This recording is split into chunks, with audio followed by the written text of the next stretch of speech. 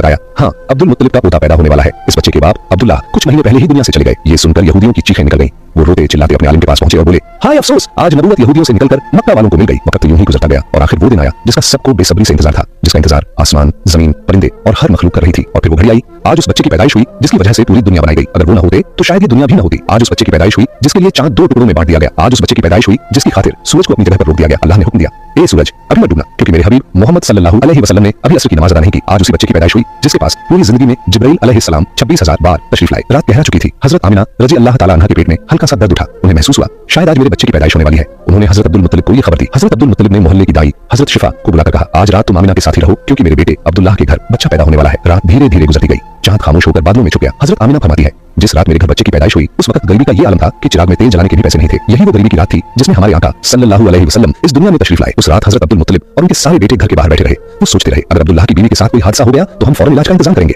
पूरी रात कोई नहीं सोया। रात ढलती जा रही थी। चांद खामोश होकर डूब चुका था। हर तरफ अंधेरा ही अंधेरा था। घर के अंदर भी अंधेरा, घर के बाहर भी अंधेरा। सहरी का वक्त हो चुका था कि अचानक हजरत आमिना के पेट में तेज दर्द उठा और वो समझ गई कि अब पैदाइश का वक्त आ गया है। उन्होंने दाई शिफा को आवाज दी, मुझे दर्द हो रहा है। 1 घंटा पैदाइश का वक्त गुजरा और फिर सुबह होने से कुछ पहले हमारे प्यारे आका सल्लल्लाहु अलैहि वसल्लम इस दुनिया में तशरीफ ले आए। हुजूर सल्लल्लाहु अलैहि वसल्लम की पैदाइश पर 3 बड़ी अजीब निशानियां सामने आईं, जिन्हें देखकर दाई शिफा भी हैरान रह गई। पहली चीज, जब बच्चा पैदा होता है तो उसकी नाफ मां की आंत से जुड़ी होती है, मगर हमारे हुजूर सल्लल्लाहु अलैहि वसल्लम की नाफ मां की आंत से बिल्कुल अलग थी। दूसरी चीज, जब बच्चा पैदा होता है तो उसके साथ बहुत गंदगी निकलती है, लेकिन हमारे आका सल्लल्लाहु अलैहि वसल्लम जब पैदा हुए तो उनके साथ नजासत का एक कतरा भी नहीं निकला। तीसरी चीज, जब लड़का पैदा होता है तो उसका खतना नहीं हुआ होता, लेकिन हमारे प्यारे आका सल्लल्लाहु अलैहि वसल्लम का खतना मां के पेट के अंदर ही हो चुका था। दुनिया में आपका खतना नहीं किया गया। ये 3 बातें देखकर दाई शिफा घबरा गई और हजरत आमिना रजी अल्लाह ताला अन्हा से बोली, ए आमिना, मैंने अपनी सारी जिंदगी में ऐसा बच्चा नहीं देखा। फिर हजरत शिफा ने हुजूर सल्लल्लाहु अलैहि वसल्लम को अपनी गोद में लेकर एक तरफ जमीन पर लिटा दिया। जैसे ही उन्होंने लिटाया, हुजूर नबी करीम सल्लल्लाहु अलैहि वसल्लम ने अचानक करवट बदली और घुटनों के बल झुककर सीधे सजदे में चले गए। ये देखकर हजरत आमिना रजी अल्लाह ताला अन्हा की हैरानी की इंतहा न रही। हुजूर नबी करीम सल्लल्लाहु अलैहि वसल्लम पूरे 15 मिनट तक सजदे में रहे। फिर आपने सर उठाकर आसमान की तरफ उंगली से इशारा किया और सारी दुनिया को बता दिया, ऐ लोगों, इस दुनिया को पैदा करने वाली जात सिर्फ अल्लाह ही की है। हजरत आमिना रजी अल्लाह ताला अन्हा फरमाती है,